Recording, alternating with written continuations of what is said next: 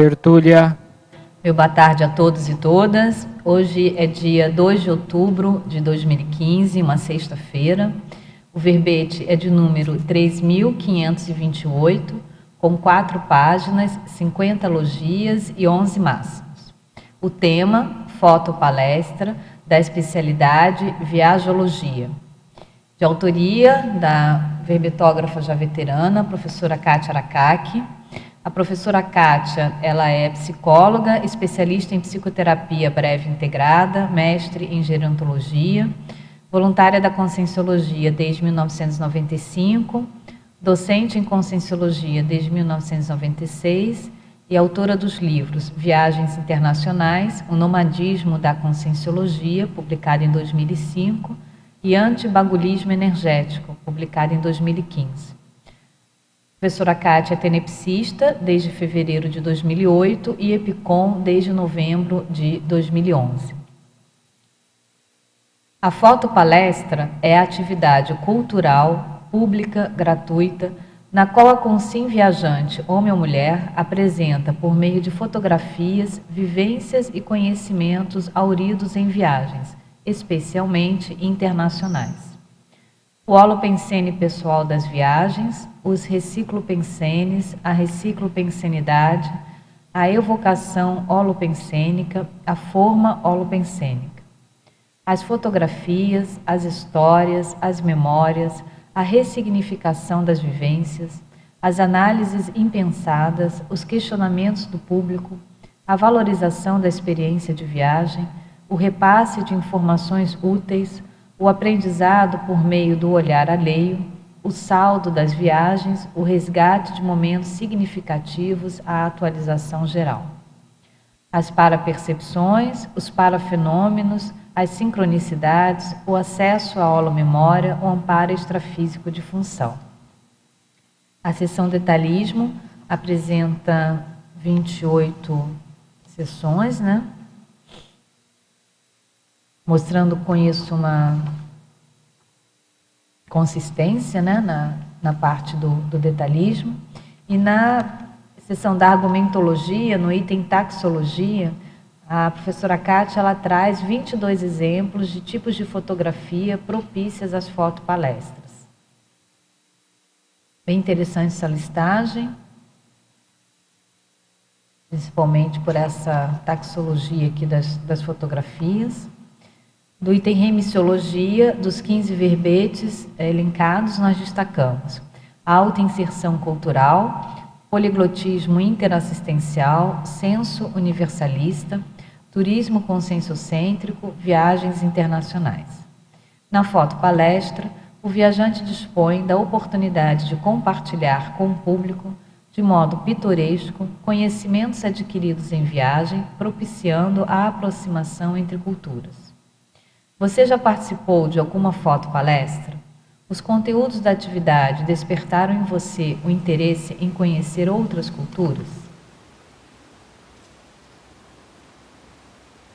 Com relação à mega-análise realizada pelos voluntários da Enciclosapiens, nós temos figura, álbum, retrato, imagem, registro, debate, história, vivência, didactopensenidade, compartilhamento, fotojornalismo, autofotografia, aprendizagem, observação, memória, evocação, exposição, viajologia, imageticologia, interculturologia. E aí, Kátia, conta pra gente como é que foi a motivação para você fazer o verbete, acho que está bem dentro, né, da sua atividade atual de trabalho junto ao continente africano e dentro do seu holopensene internacional, de universalista. A fotopalestra é uma das atividades que nós temos na Intercons e, como todos os nossos produtos, é uma atividade gratuita e o coordenador da atividade é o professor Sebastião Feitosa, que está aqui hoje, que também vai poder responder aí aos questionamentos. E isso daí é uma atividade com o objetivo justamente de promover essa aproximação cultural. Muitas pessoas não têm condições de viajar, seja por questões de saúde, por questões financeiras, por questões até de tempo. Então, essa atividade, que a gente dá uma abordagem conscienciológica, é uma forma da pessoa poder conhecer locais, povos, outros países, sem sair do lugar, né? Através do olhar alheio. Bom, quantas fotopalestras vocês já realizaram pela Intercons? Vocês têm ideia? 3? 3. Mas é que a gente já, antes da Intercons, eu já ajudava a organizar esse tipo de atividade, né? Bom. Quais foram as fotopalestras que a Intercons já fez, Sebastião? Bom, falou. Bom, tiveram 3. Acho que a primeira foi aquela que vocês vieram pela primeira vez da África, né? O Tony, você, João e a Tatiana. E a segunda foi a que você estava presente, Cristina, não é isso? Também foi da África, né? Teve, acho que 5 duplas, né, que foram naquela época, final do ano passado, né? A terceira agora em agosto, foram os países nórdicos. Teve uma holopensene bem da ciência, né? Um evento bem bacana, a terceira. E já tem um quarto programado, agora 5 de dezembro. Tudo indica que vai ser Ásia e adjacências. Bom. A verbetógrafa professora Kátia, estrangeirismologia, na página 13. Qual a sua opinião da utilização do retoque do Photoshop? Não há perda da originalidade única de cada foto? Com certeza, né? Mas às vezes se for um pequeno retoque, é igual a gente, também os retoques que a gente faz na maquiagem, não é verdade? Corrigir pequenas manchas, imperfeições. Então, às vezes, a foto vai ficar mais estética e vai ficar mais agradável ali para quem estiver assistindo. Muitas vezes em viagem você tira uma foto, mas às vezes não dá tempo, né, de você poder eliminar alguns detalhes ali do fundo e que comprometem a foto do ponto de vista do visual. Então, o recurso do Photoshop serve. Vamos supor, você fotografou alguma coisa, tinha uma construção lá no fundo e você fotografou alguma coisa de natureza muito bonito, mas aí tinha uma construção, uma bagunça, um lixinho, e o que você quer ressaltar é justamente a natureza. Então, acho que aí não tem nenhum problema, você vai lá e apaga aquilo, né, para ressaltar aquilo que você quer mostrar. E ainda em estrangeirismologia, Kátia, o que é o self-stand? A moda do selfie veio mesmo para ficar?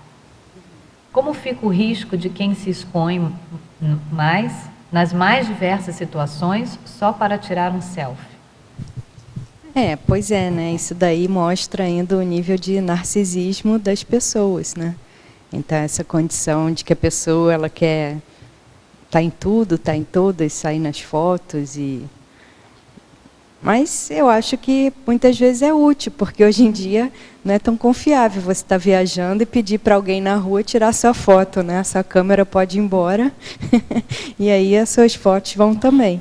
Então, de repente, o pau do selfie pode ser um recurso para o viajante, principalmente se ele estiver viajando sozinho, ele poder sair em algumas fotos, senão também quem garante que ele foi para aquele lugar, né? Então, o self-stand é o pau do selfie, é isso? Ultimamente até eu estava lendo uma matéria, não sei se vocês chegaram a ver na mídia, relatando o número de mortes que houve com pessoas que justamente estavam se colocando, como o teletertuliano colocou aqui, né, em situações de risco para poder tirar um selfie. Entendeu? Isso ocasionando inclusive a dessoma, né, das pessoas que estavam tirando a foto, né? Tem de tudo, né? Eu também já vi reportagem assim, de lá na China, em vez da pessoa tirar foto na paisagem, eles fazem um outdoor com, né, a paisagem, a pessoa tira foto do outdoor, porque aí é menos poluído, tudo. Então, ela está na China, mas a paisagem que sai é uma paisagem... Cenário. Cenário. Enfatologia na terceira linha. Você pode falar de alguma vivência que você teve em relação ao aprendizado por meio do olhar alheio? Isso é muito interessante, né? Porque cada pessoa aborda a realidade de um jeito. E aí, muitas vezes, você ouvindo uma pessoa falar do local onde você já esteve, ela vai dar uma abordagem diferente. E aí você vai aprender alguma coisa. E a gente tende a captar do externo aquilo que a gente tem como filtro, né? Que são nossos interesses, nossas motivações. Então, um olhar de uma pessoa de uma linha humana é diferente do olhar de uma pessoa da área da saúde, que é diferente da pessoa mais voltada para uma condição científica, a outra mais técnica. Então, é interessante, porque aí você, assistindo essas fotopalestras, essas apresentações, você, às vezes, aprende detalhes que você passou no mesmo local, mas você não enxergou aquilo. Agora, em teoriologia, na página 13 também. Como surgiu a teoria das viagens? Quem a criou? É uma teoria que trata sobre qualquer tipo de viagem, de modo genérico? Olha, hoje em dia tem uma área do conhecimento chamada turismologia, né? Então, isso daí são feitas muitas pesquisas, estudos de como funcionam os deslocamentos, as motivações, as estatísticas, a relação com a natureza. Então, até no Brasil, tem um livro muito bom que é um tratado, se não me engano é Turismo Brasileiro. É uma antologia, né? São muitos professores universitários que escreveram, e ali tem uma série de teorias sobre viagens. Agora, desde a antiguidade, né? Eu não tenho aqui assim de cabeça, mas no meu livro eu apresento vários viajantes que desde a antiguidade escreveram livros teorizando sobre as viagens. Então, filósofos, e políticos, antropólogos, diplomatas, que escreveram teorias sobre a questão de viajar. O seu livro é o livro Viagens Internacionais, né? Uhum. Agora, Cátia, na página 14, na segunda linha do item Maniologia. Como ministrar uma fotopalestra sem a mania de contar histórias com exageros? Isso daqui, viajante, às vezes parece um pouco pescador, né? Eu já fui assim a jantares que tinham muitos viajantes, e aí quando eles, assim, parecia uma competição de quem contava a melhor história de viagem, né? Eu acho que aqui, no caso, a pessoa ela tem que se conhecer, fazer autopesquisa e ver qual é a tendência dela, né? Quando ela faz algum tipo de relato. Então, às vezes, a pessoa precisa, né, diminuir um pouco mais e ficar mais com o pé no chão. Ela vê se ela tem alguma necessidade de vaidade ou de aquilo que a gente comentou na tertúlia de diferenças culturais, né, daquele individualismo vertical. Ela tem que ser a melhor, a história dela tem que ser sempre o máximo. Então, eu acho que isso daqui a pessoa tem que estudar um pouco o perfil dela, porque quem faz isso numa fotopalestra faz isso em qualquer lugar, né? Então, perfil muito político, pessoa muito vaidosa, aí tem uma tendência a exagerar. Uma pessoa que fica muito entusiasmada com a viagem, né? Fica deslumbrada, aí a tendência é exagerar e começa a fantasiar, aquilo sai um pouco da realidade. Não sei se o Sebastião quer falar alguma coisa. É aquele ditado, né? Às vezes quer vender o peixe, mas dá conta, né? Então, como é que a pessoa pode saber que ela está exagerando? Assim, tem algum parâmetro mais objetivo? Então, ela vê a reação do público, né? Então, principalmente se tiverem pessoas na plateia que conhecem aquela situação ali, muitas vezes a pessoa vai demonstrar alguma coisa, pode até falar, né? Mas, assim, do ponto de vista objetivo, é porque aí depende. Se a pessoa foi para um local que ninguém conhece, ninguém sabe como que é, aí ela meio que pode inventar o que for, que às vezes as pessoas não vão saber falar, né? Mas você, o que você acha? Porque você já foi uma fotopalestrante, né? Eu acho que a questão assim como a espontaneidade, né, e a averbação da pessoa, acho que isso passa na energia também. Isso não é nada objetivo, do seu ponto de vista mais objetivo, mas a energia é tangível para a gente, né?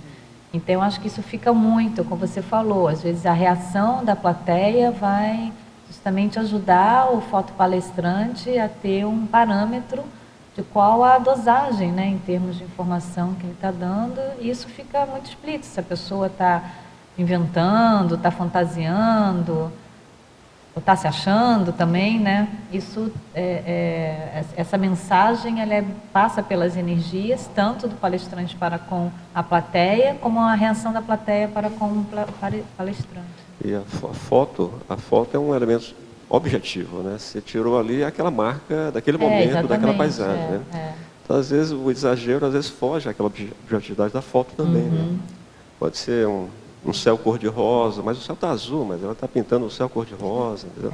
Então, mas essa questão que você colocou mesmo, a subjetividade que vai além, né?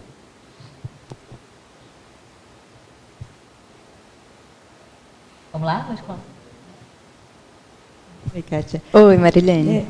Eu fiquei intrigada e gostaria que vocês falassem mais sobre se é uma atividade regular, essa de fotopalestra, se vocês, após algumas viagens definidas, como é que está ocorrendo essa... Assim, a gente não tem uma grade curricular para fotopalestra, mas em dado momento a gente percebe um momento de cosmopolitas da CCC que viajam, né? E a gente vai catalogando os colegas que viajam e vendo a possibilidade de marcar um grupo, às vezes 2, 3, 4, já teve até 4, né? A última teve 3, mas são riquíssimos e sempre a gente percebe que tem uma sincronicidade entre os palestrantes. Então, assim, é o momento que pede a fotopalestra. Por exemplo, a gente teve em agosto, agora a gente já tem uma demanda para dezembro, porque muita gente viajou nesse período e que vale a pena compartilhar suas experiências de viagem. Entendeu? Dando atenção em quem está viajando para convidar as pessoas para... E a gente vê o teor da viagem, porque às vezes a pessoa não vai apresentar isso lá tão explicitamente.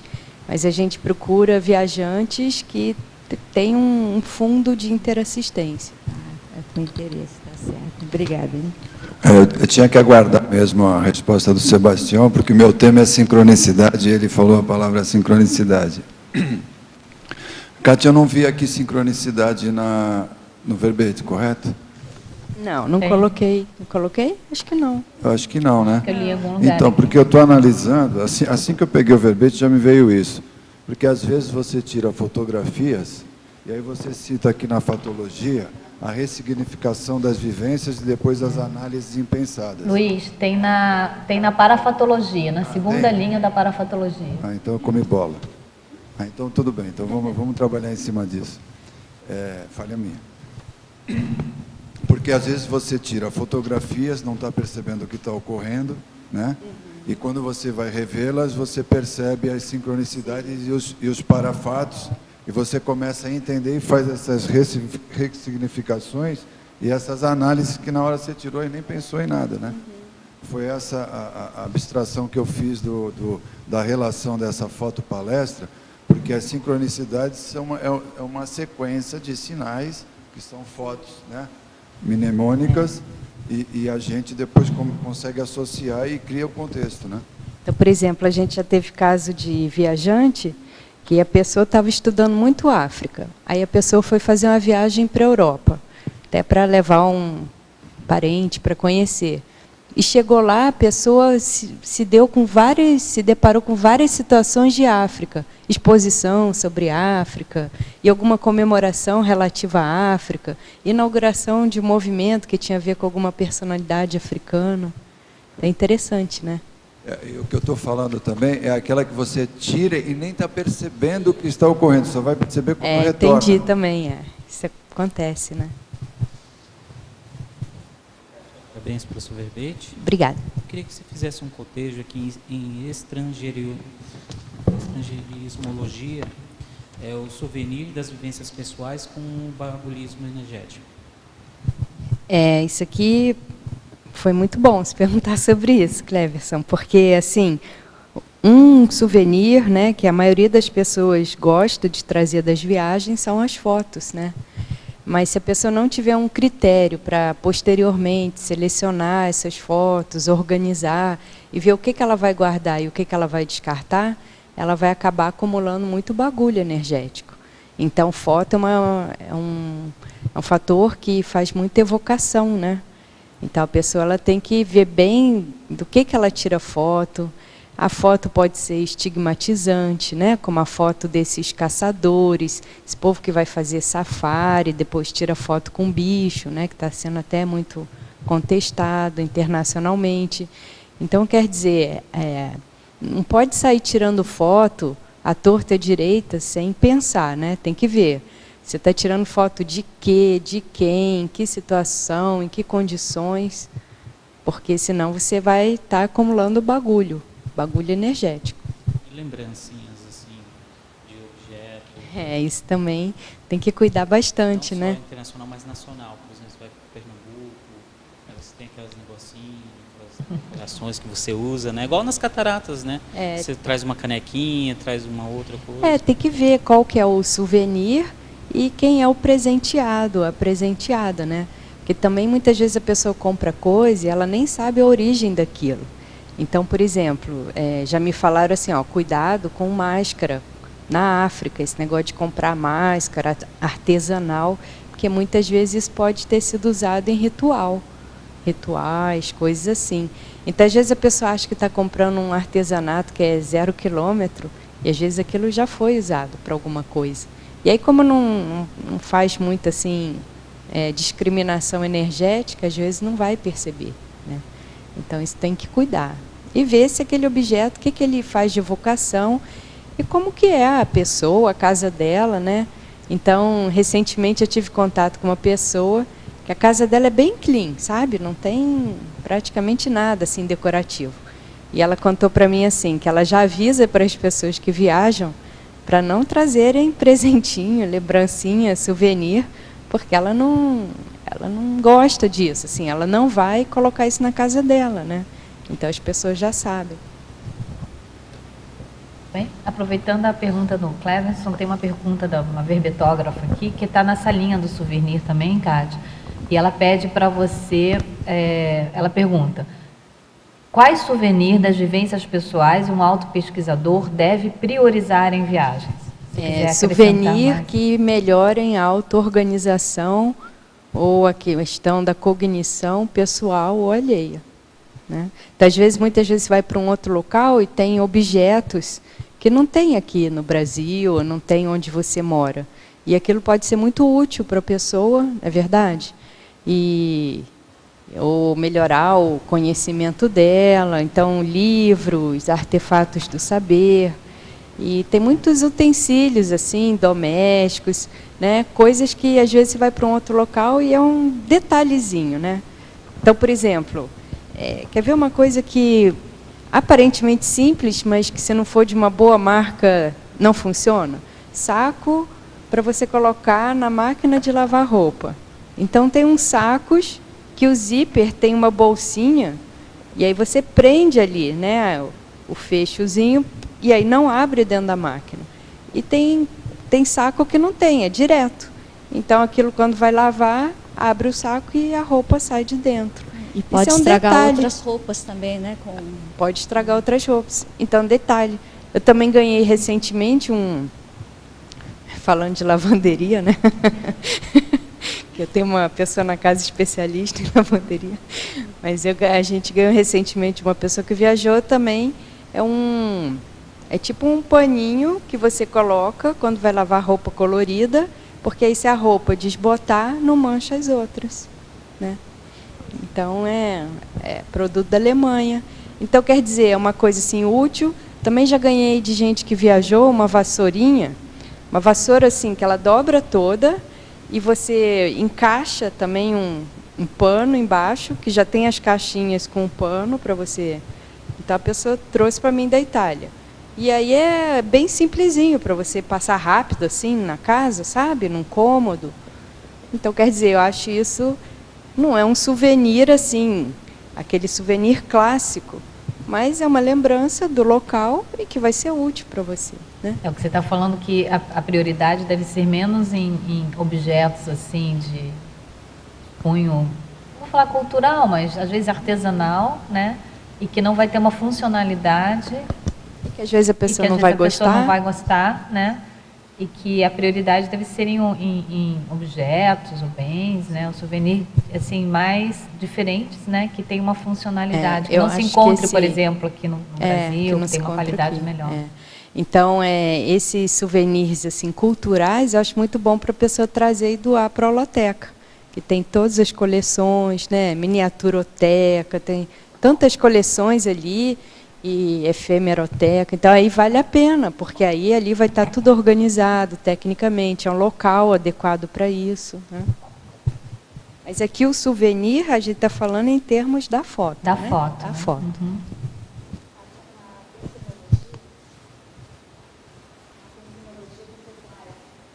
Os reciclopensênios e a reciclopensenidade. Eu gostaria que você comentasse em relação ao tema, tanto de quem promove essa palestra e de quem está assistindo, se teria algum exemplo. Então, acho que quem promove, muitas vezes, né, existe isso tem livros sobre isso, é muito estudado na literatura e também na psicologia, né? Que quanto mais a pessoa amadurece, mais ela aborda os fatos da vida de uma forma diferente. Então, às vezes, você faz uma viagem, mas aí quando você vai contar aquela viagem para alguém, você já conta diferente, ou você já pode contar com uma abordagem, de repente, mais madura, mais assistencial, mais cosmoética. Agora, para quem assiste também, vamos supor, você tem muito preconceito com o local.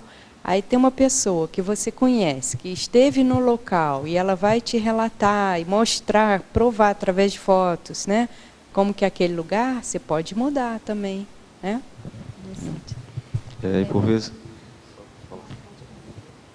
Não, eu lembrei do filme Amélie Poulain.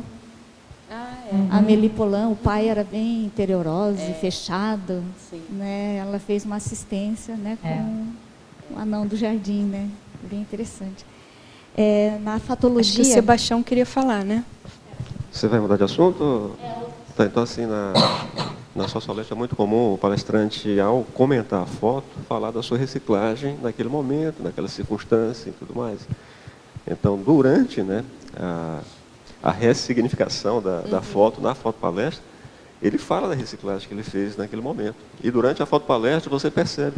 Às vezes ele narra até banhos de energia quando está narrando aquela foto, né? Bem interessante também. Interessante. Na fatologia final da primeira linha, justamente isso que você comentou agora, a ressignificação das vivências. Quer falar, Sebastião, mais sobre isso? Não, você já falou esse aspecto de que nós não somos, como é que se pode dizer assim, imutáveis, né? Ao longo da vida a gente vai ganhando experiências e aquelas outras experiências que ficaram no passado são ressignificadas pelas novas bagagens que vão sendo, né, assimiladas, elaboradas, tudo mais, recicladas, né? É nesse aspecto que eu vejo. Eu já li esse aspecto, achei bem bacana, resgate, os momentos, como é que você falou? Qual item que é?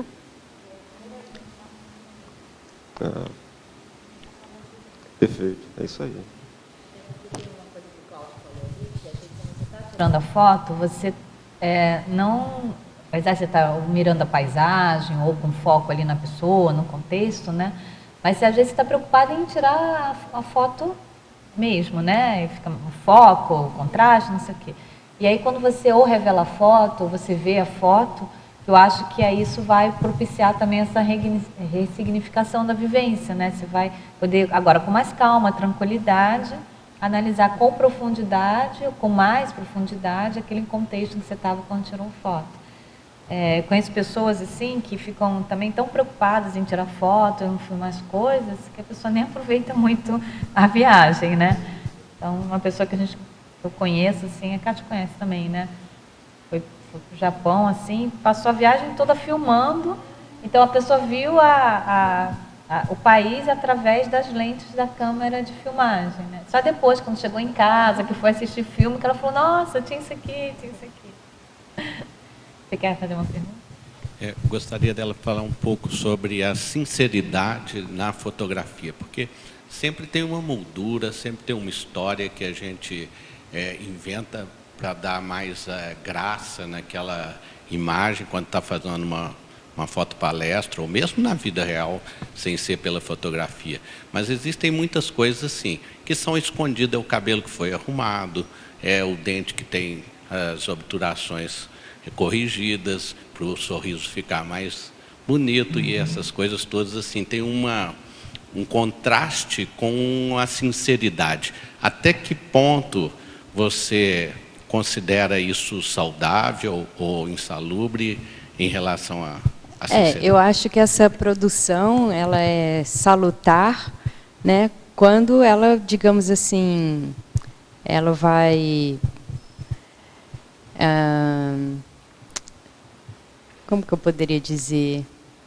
Não é proteger, né, mas ela vai evitar que a plateia tenha algumas reações que seriam desnecessárias, né? Então tem aquela pessoa também que ela gosta de chocar, ela gosta de causar impacto. E às vezes ela quer fazer isso através da fotografia. Agora, tem pessoas não, que elas querem retratar a realidade com o máximo de realismo. Você pega aquele grande fotógrafo internacional, Sebastião Salgado, né? Ele é um fotógrafo muito autêntico. Ele faz aquelas fotografias belíssimas, mas em partes do mundo cujas, né, situações de vida são muito precárias. E eu acho que ele consegue passar aquele drama todo, mas com uma certa beleza, né? Uma estética. Com uma estética, exatamente.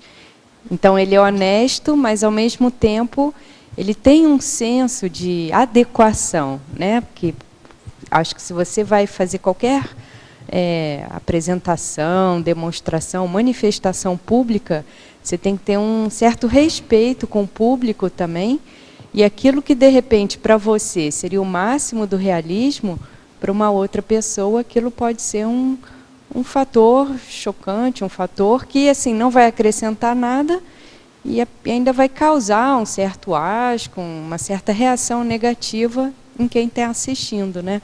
Então, aqui, se a fotopalestra objetiva você fazer uma aproximação entre culturas, dependendo do que você fotografou, é melhor nem mostrar, ou melhor nem dar fotopalestra sobre aquele local, porque senão você vai causar muito mais aversão das pessoas e aumentar o preconceito que elas já têm em relação ao local.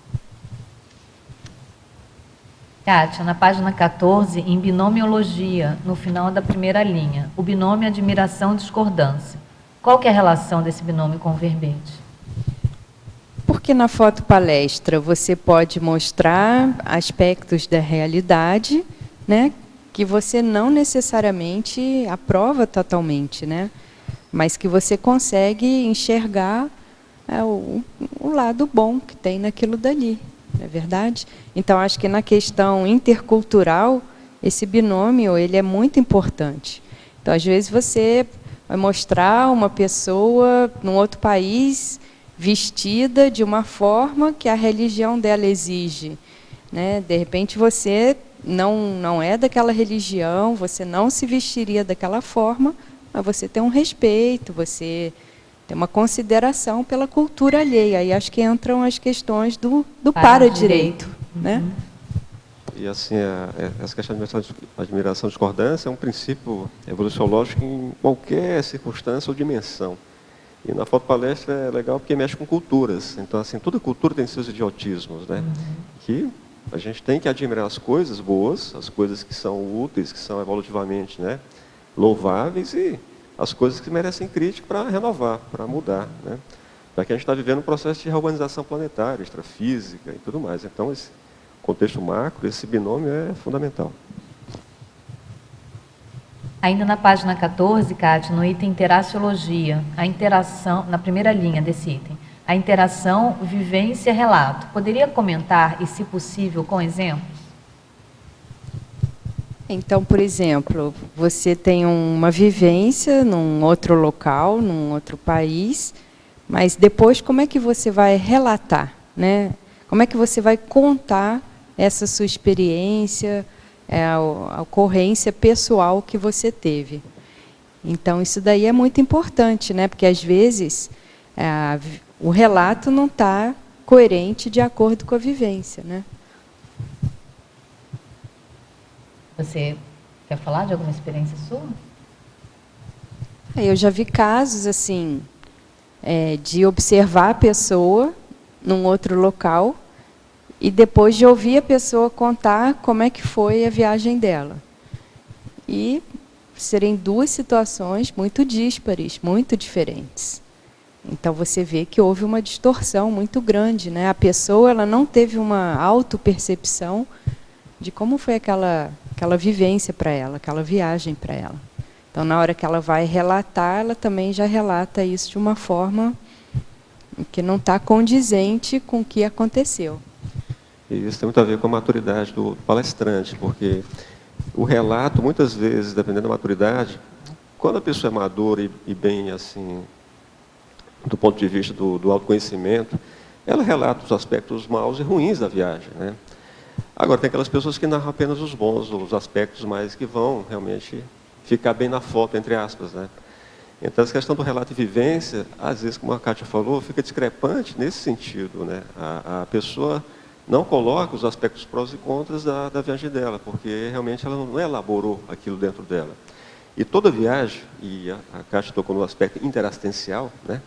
O prefixo inter já está falando, assim, ela é assistida também. Então, assim, em que aspectos ela foi assistida? Não é isso? Então, é o despojamento, é realmente a tarefa de esclarecimento ali que o palestrante também está expressando no momento, né, da fotopalestra.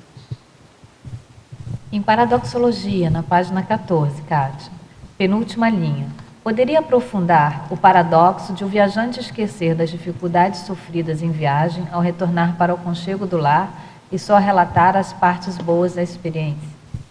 Então, isso aqui é justamente, às vezes, a pessoa ela vai para um local cujo holopensene é um holopensene mais difícil, mais hard, e daí ela sofre com isso, ela tem dificuldades, às vezes ela tem percalços, como o Sebastião está falando, mas quando ela volta para casa, para o ambiente dela, a rotina, o holopensene, etc. e tal, ela se autodesassedia e ela não consegue mais lembrar que não foi tão bom assim, né? Que ela passou por percalços, por assédios, por dificuldades, às vezes até passou mal fisicamente, e a pessoa minimiza tudo isso, né? Como se não tivesse ocorrido. Ou ela esquece, ela tem uma hipomnésia, ou é justamente isso, né? Ela só quer exaltar o lado bom, né? Não, é isso mesmo, acho que está bem sincrônico aqui a palestra. Em Fatologia agora, Kátia, na página 13, na segunda linha. Você pode relacionar, se possível, exemplificar as análises impensadas com o tema do verbete? Então, análises impensadas, até o colega colocou, né, as próprias sincronicidades. Às vezes, quando você está ali, tirou a foto, você não viu. Aí você chega em casa, vai ver a foto, opa, apareceu alguma coisa ali, olha que interessante, você vai analisar, aprofundar aquele detalhe, e aí você vai ver um aspecto da realidade que, às vezes, lá presente, como estava tudo muito quente, né, você, às vezes, mais correndo, você não conseguiu ver. Então, essas análises impensadas, elas têm uma relação também com essa ressignificação das vivências e com as perguntas das pessoas, né? Então, às vezes, as pessoas vão fazer perguntas ou dar feedbacks. Então, por exemplo, eu comecei a reparar que viagem causava algum efeito intraconsciencial em mim, porque eu tinha uma colega, uma amiga na escola, que ela falava que toda vez que eu voltava de uma viagem, eu voltava diferente. Então, isso é uma coisa que eu nunca tinha pensado. Agora, ela, me vendo antes de eu ir, depois, quando eu voltava, ela conseguia ver a diferença. Isso é uma análise que eu não penso, que assim, como eu estava vivenciando aquilo na pele, eu não conseguia perceber, né? E agora, recentemente, eu também tenho tido feedbacks assim, em relação às viagens para a África e tudo mais. E são coisas assim que você está vivenciando, às vezes você não percebe, né? E uma outra pessoa te questionando, te apontando, aí você começa a analisar realmente o efeito daquela viagem na sua vida.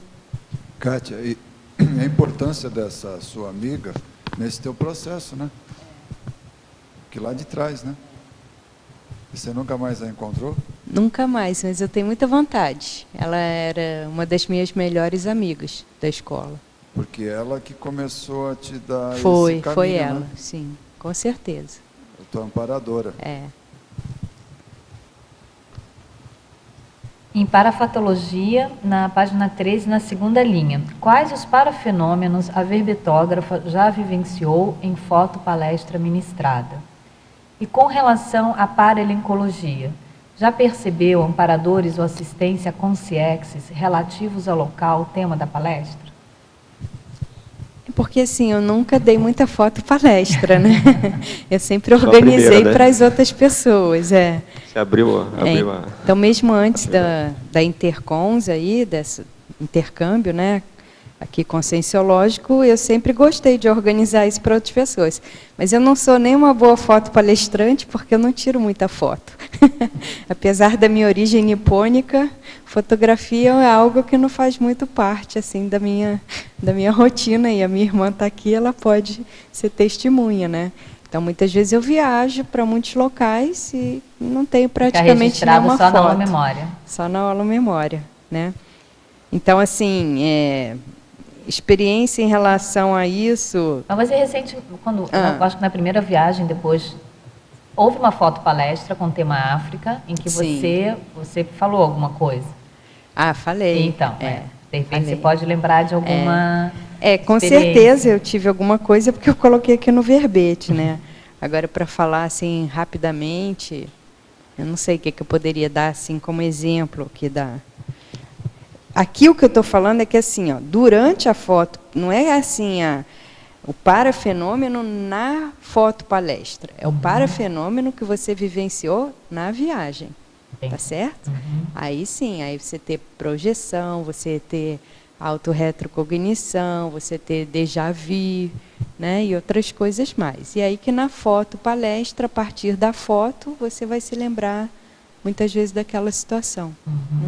Agora, essa segunda pergunta dela aqui, independente de você ter sido palestrante, de você ter organizado, mas você está assistindo, né, a foto palestra, se você já percebeu amparadores ou assistência a consciex relativos ao local tema da palestra durante, né, eu acho que a fotopalestra, né? Que tipo de assistência, que tipo de parafenomenologia durante a fotopalestra? É que a fotopalestra faz muita evocação, né?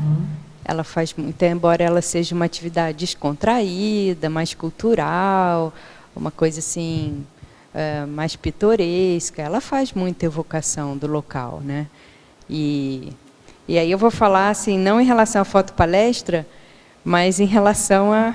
Eu já tive experiência de ir para um local, aí eu tirei fotos e depois eu fui mostrar para algumas pessoas, né?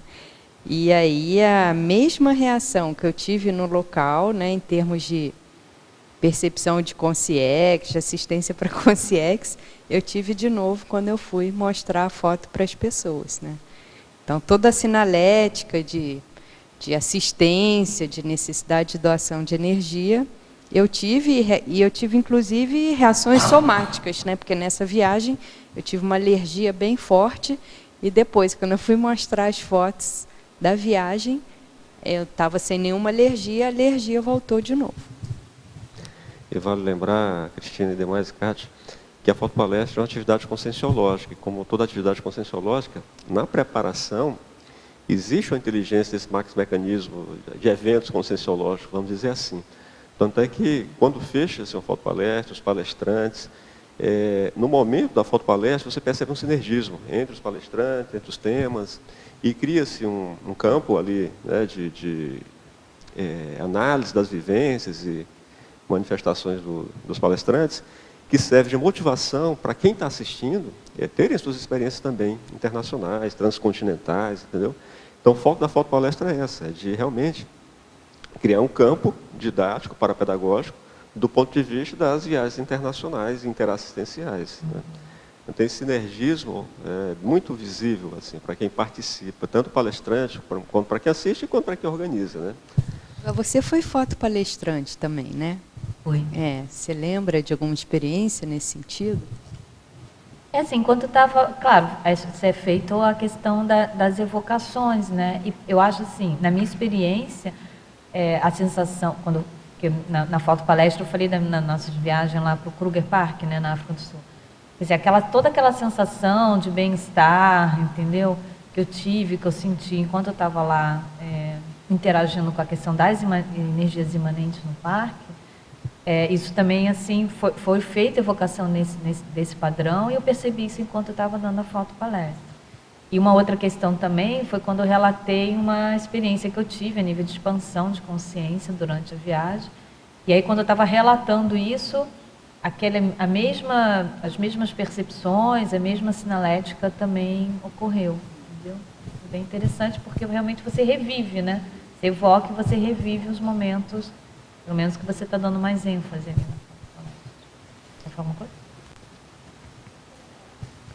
Oi, Terezinha. Mais uma vez, pelo verbete. Obrigada. Ontem eu estava lendo à noite, e daí eu vi o título, me chamou muita atenção, né? Foto palestra. Porque eu sou aquela pessoa que tira foto até das formiguinhas. Então eu tiro muitas fotos, eu gosto de tirar foto assim, há muito tempo. Então todas as minhas viagens que eu fiz para o exterior, eu tenho muitas fotos. Inclusive para a África do Sul eu tenho quase 2.000 fotos assim. Ó, Sebastião, ela é uma forte candidata. E quando eu estava no Rio Grande do Sul, eu tinha vontade de fazer essa exposição, mas não encontrei campo lá para fazer, assim, porque daí eu teria que trabalhar com o pessoal, né? Porque eu ia levar para a ideia da Conscienciologia. Então eu não sabia como fazer, na verdade, né? E vendo isso aí, até na coloquiologia você coloca a imagem superior a 1000 palavras, né? Eu tenho certeza disso, né? Porque quando eu vou rever minhas fotos, eu não consigo, na verdade, eu não consigo desprezar nenhuma, né? Eu sou assim meio que suspeita, né? Porque todas têm um detalhe ali que eu vejo que tem uma lembrança de alguma coisa, né? Então, eu achei interessante. Depois tu coloca ali na fatologia as análises impensadas. O que seriam essas análises impensadas? Aquilo que você, durante a viagem, você não conseguiu analisar e que, de repente, mostrando as fotos para outras pessoas, aí você junta uma coisa com a outra, junta as pontas.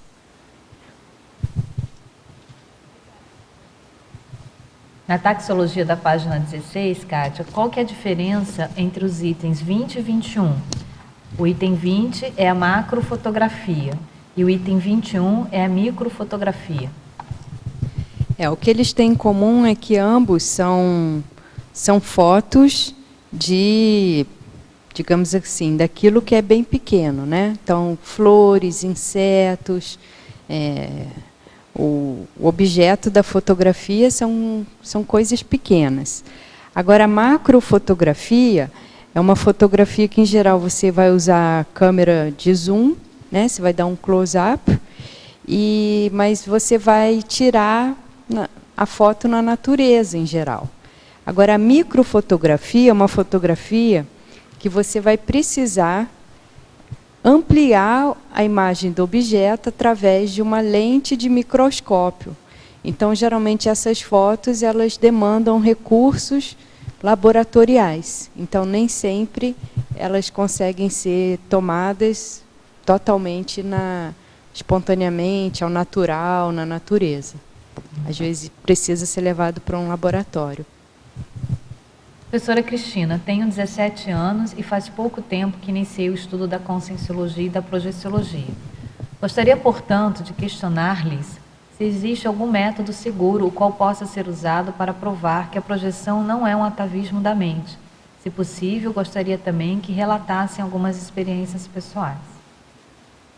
Olha, se você está iniciando seus estudos na conscienciologia e na projeciologia, então é importante só a gente reforçar aqui que o método de experimentação que o paradigma consciencial propõe é o método da autoexperimentação, né?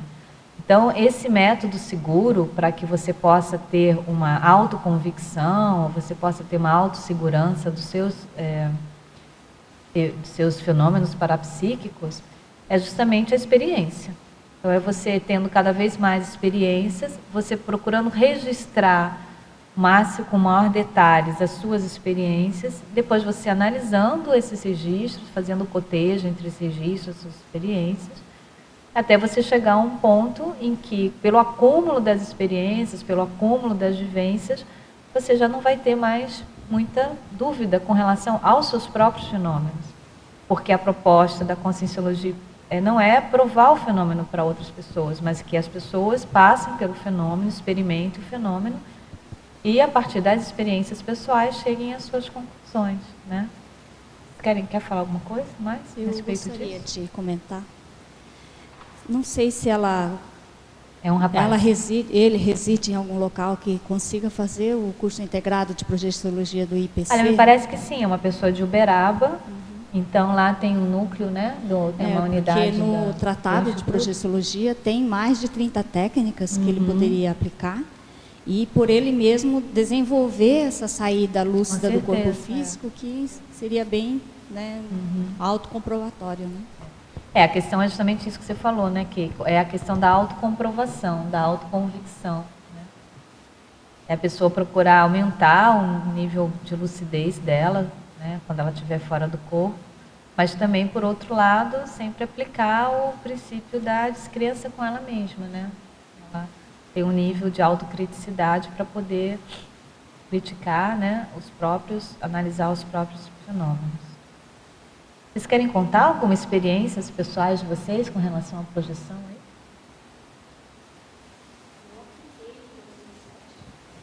Em 2007, eu escolhi uma das técnicas que era da autoimagem. Não lembro o nome da técnica exatamente, mas que utilizam o espelho. Com esse espelho, eu apliquei a técnica durante 3 meses, continuamente.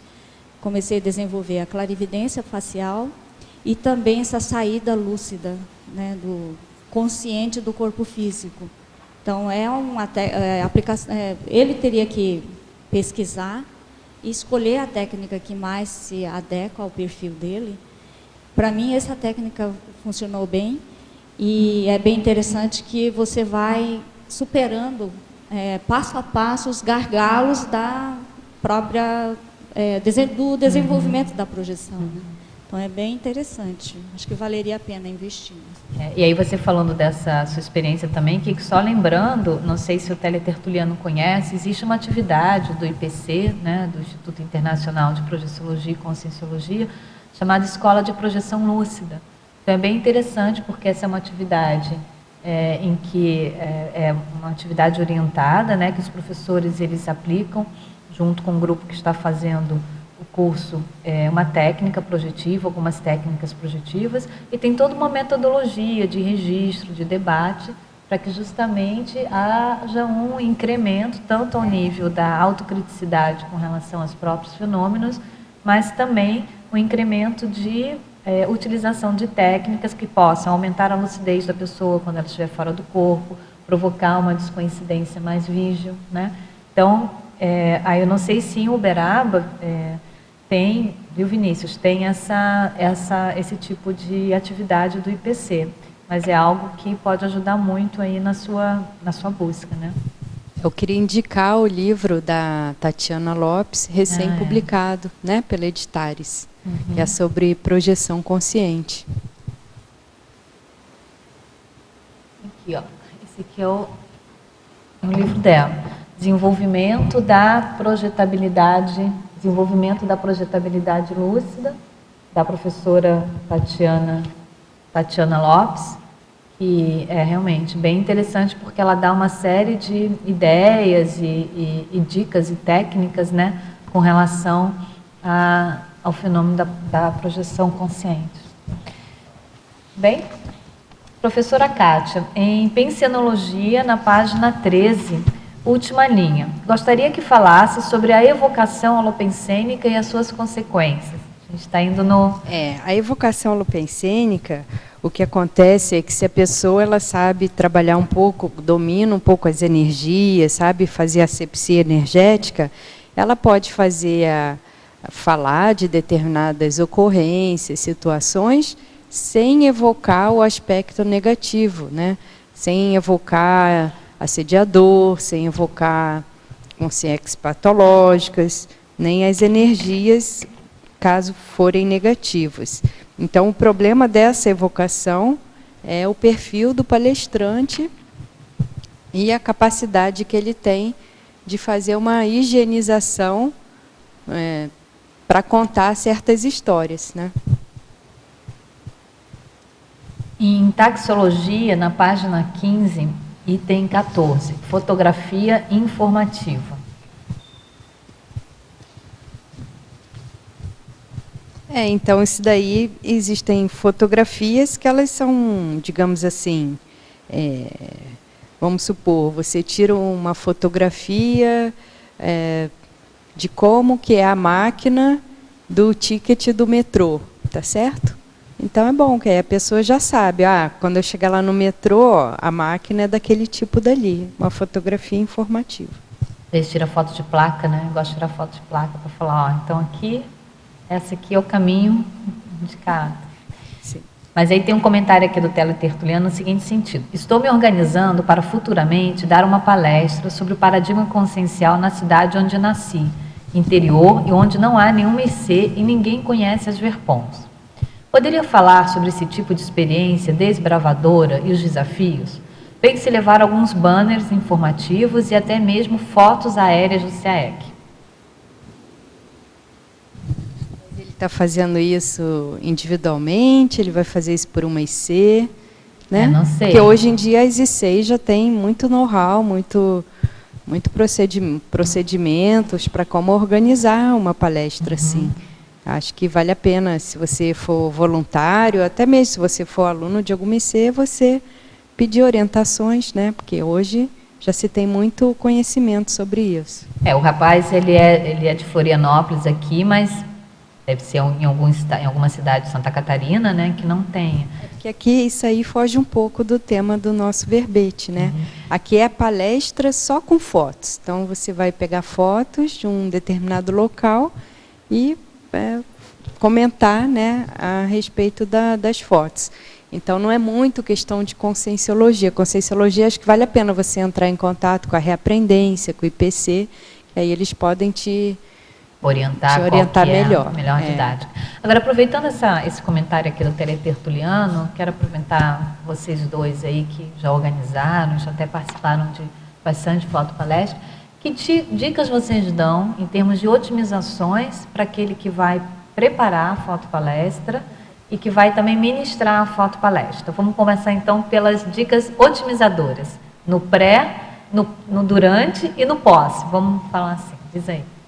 Bom, pelo meu curso primário de fotopalestra, que a gente vai para a quarta, né? Então estamos ali tateando, né?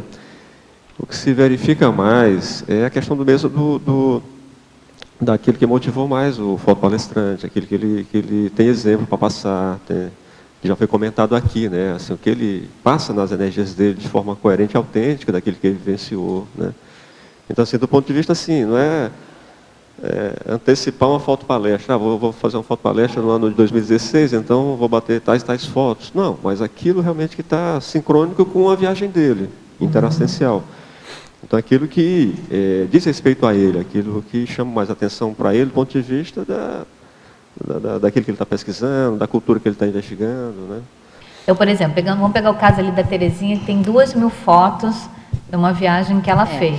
Então, qual que seria um critério para ela selecionar, não vai dar para mostrar as 2.000 fotos, né? Então, normalmente tem um tempo, né? Um tempo certo lá para se fazer, ou 30 minutos, ou 40 minutos, dependendo do número de participantes da fotopalestra. Qual que seria um critério, por exemplo, para a pessoa escolher as fotos para apresentar numa fotopalestra? Sebastião, sabia que a gente esqueceu? Teve a fotopalestra da Feira de Frankfurt também. Pois é, essa daí realmente. Então já vamos para a quinta fotopalestra. A Frankfurt também teve uma, Sim. né? Perfeito, isso mesmo.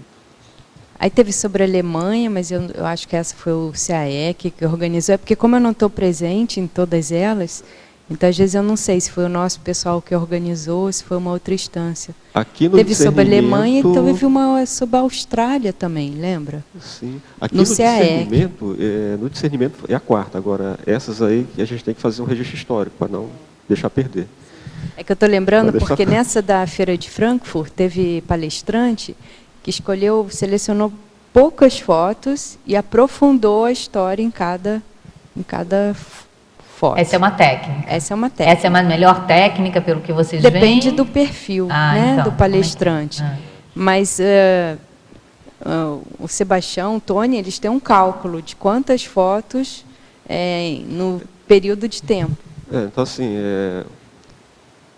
o básico da escolha das fotos, o que é que significa mais para você aquela foto? Porque é você que vai passar a narrativa, vai passar a análise daquela foto, né? Então, assim, o que é mais significativo para você? Eu acho que o critério básico é esse. Quais fotos são mais significativas para mim? Por quê? Como? Né? Qual é a análise que você vai fazer disso e tal? Então, digamos assim, a base, pelo que eu estou entendendo, uma técnica é usar as fotos como a base da narrativa. E outra técnica é fazer a narrativa e usar as fotos para ilustrar a narrativa. Vocês estão entendendo como tem dois caminhos diferentes aí, né?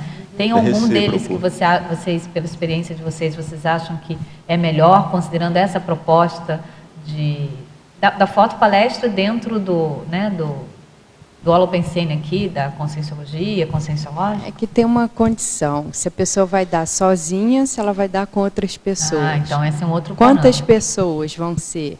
Todo mundo vai falar do mesmo local, né, do mesmo país, digamos assim, vão falar de locais bem diferentes. Aí, de repente, vale a pena mesclar estilos para não ficar muito cansativo para quem está assistindo. Tem a pessoa que ela gosta mais de falar das experiências dela. Tem pessoas que elas já são mais de falar de informações que sejam mais do interesse da plateia ou de conhecimentos mais técnicos, mais culturais. Então, isso vai depender também do perfil do palestrante, né? Agora, uma coisa inevitável é assim, que dificilmente o palestrante, ao narrar uma foto na fotopalestra, ele vai deixar de se colocar naquele contexto. Então, assim, o princípio exemplarismo, ele passa minimamente ou não, entendeu? Então, assim, o fulcro maior é essa questão. O que é que essa foto significa para mim, o palestrante, né? Mas e aí que ele vai falar dele. Em geral, o público gosta de uma diversidade de fotos. Então, é bom, assim, uma mudança de fotos a cada X minutos. Que mesmo que sejam fotos semelhantes, mas ângulos diferentes de uma mesma questão. Porque também se a pessoa deixa aquela foto muito tempo, é foto palestra. Então, é importante privilegiar a foto. Então. Mas é muito importante a organização prévia. Porque já teve casos da pessoa, assim, não selecionar as fotos. Então, a pessoa chega e ela leva o computador ou o pendrive dela com 300 fotos. Mas isso não vai dar tempo. Então, no máximo, vão ser 20, 30 fotos, se for um período de meia hora, digamos assim.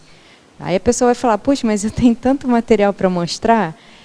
Mas aí não fica didático. Então, acho que a pessoa ela tem que pensar também que ela não está assim, entre amigos, ela não está postando fotos no Facebook, ela está fazendo uma apresentação cultural e aquilo tem que ter uma didática até para as pessoas aproveitarem a experiência dela, absorverem informações que sejam úteis, né? Senão fica uma coisa muito... social só, né? E muito personalizada. Né? Professora Cátia, daí coloca a legenda? Como que é? Vai legenda? Não precisa colocar nada. Não precisa colocar legenda? Não precisa. Aqui na página 15... não sei se tu falaste já na taxologia, da autofotografia. Essa questão da autofotografia que eu acho meio assim interessante ou complicado também, porque de repente, o que tu vai falar da pessoa? Como que é isso aí? Como que é essa técnica? Não, autofotografia é a pessoa aparecendo na foto. Sim, né? Mas...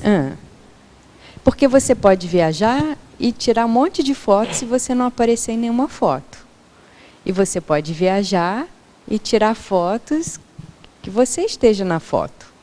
Então, a ênfase não é dada para a pessoa só, né? A ênfase é, por modo geral, para a foto. Seria isso? Mas aqui a pessoa não vai ficar tirando só foto dela, né? E na fotopalestra, lógico, que por isso que tem uma triagem, né? A gente não abre a fotopalestra, qualquer um que viajou, vem aqui e apresente suas fotos. Que aí tem a pessoa que às vezes só vai apresentar a foto dela, né? Então, mas aqui é a questão da pessoa que tirou fotos de si na viagem, né? E eu acho que isso faz parte da viagem, da fotopalestra, né, da manifestação dela em outro local. É interessante. Porque você está entendendo a autofotografia da pessoa, a pessoa tirando foto dela mesma? Sim, ou eu entendi. Não, assim, no momento da palestra ali, como que a pessoa vai se posicionar, ela vai falar, né? Porque a pessoa está presente ali, né? Digamos, dela mesma, né? E daí ela vai levar, para que lado ela vai puxar? Para a questão da imagem, que está no todo, como que é, assim, essa apresentação dessa palestra aí? Terezinha, a fotopalestra é uma atividade bem livre, quem faz é o palestrante. Então, assim, não existe uma diretriz da Intercons ou de quem está organizando. A gente só orienta, assim, a quantidade de fotos, que bem colocou a Kátia, a Cris, 30, 40 fotos em meia hora, mais ou menos, só para dar um time ali. Mas, assim, é bem livre. O jeitão de passar as coisas é do palestrante, entendeu? A gente não tenta fazer nenhum balizamento ali de como vai ser. O palestrante é que livremente se expõe e coloca ali. E é interessante quando tem mais de uma pessoa apresentando. A que eu participei eram 4 casais, né, ou 5 casais. E são estilos bem diferentes mesmo. Então, fica rico para quem está assistindo. Você assistiu a da África, quando a gente apresentou? Ficou, não sei se alguém aqui estava na fotopalestra, ficou bem rico, porque eram assuntos diferentes, os casais tinham estilos diferentes. Então, assim, mostrou bem uma diversidade, aquilo que você falou, a diversidade de abordagens, né? É uma diferença que soma, né? Ali mostrou bem, uma diferença que soma. É, uma diferença que soma, exatamente. Várias perspectivas, né? E os mesmos locais com outras perspectivas, porque foram pessoas diferentes que vivenciaram. Da Finlândia também, né? Mesmo local. Isso, da Finlândia também, mesma coisa. Sinergismo bem bacana. Você queria falar mais alguma coisa, Sebastião, com relação a essa questão das dicas para a pessoa preparar? Eu acho que é isso mesmo. E sempre pensar assim, é bem livre. Quem faz a fotopalestra é o palestrante. Né? Chegar quando você tem essa questão do pendrive que você falou, é um fato. Assim, às vezes a pessoa chega lá, ainda não organizou a fotopalestra, tem lá 400 fotos. E já chegou um fotopalestrante nesse sentido, assim, ó, quando der meu time, tu fala aí, a gente para. Porque tinha muitas fotos, então cada um tem o seu jeitão. Mas não é por ser uma atividade assim, gratuita, que mais livre, né, que o palestrante vai ter maior liberdade de organizar, que é bagunça, né? Então a pessoa ela tem que usar os critérios que ela conhece de docência, chegar com antecedência, preparar o material, ver antes, durante, depois, não é verdade? Então, é uma atividade docente, né? É uma atividade docente, mas é uma atividade mais livre, mas é uma atividade docente, né? Então requer todo um preparo. Não é assim você chegar só e mostrar a foto. Você vai fazer uma apresentação pública, né? Com uma abordagem conscienciológica, aquilo vai fazer uma evocação.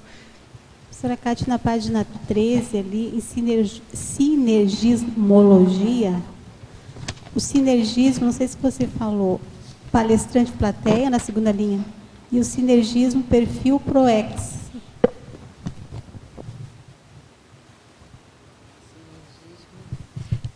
Pois é, né? Porque o palestrante começa a contar as histórias. Dependendo do nível de interesse, envolvimento da plateia, aquilo vai criando um sinergismo.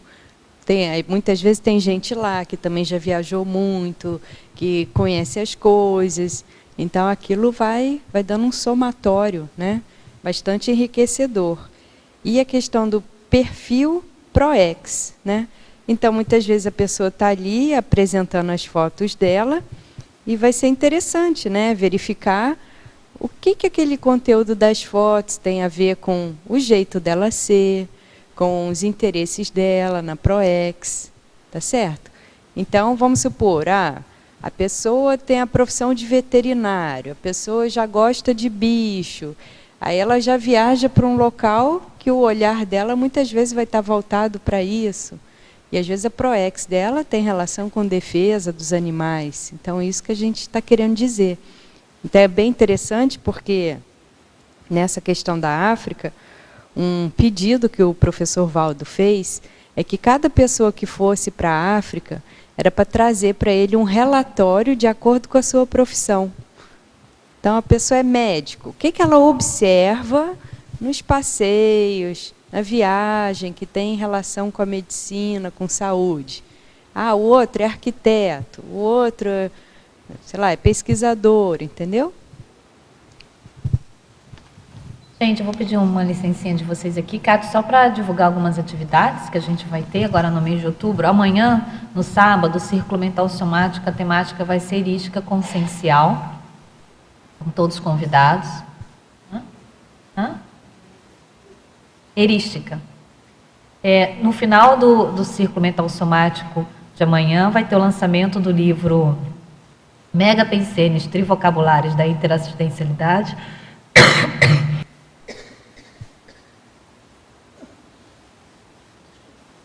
professora Aline Niemeyer. Esse é o terceiro livro da professora Aline.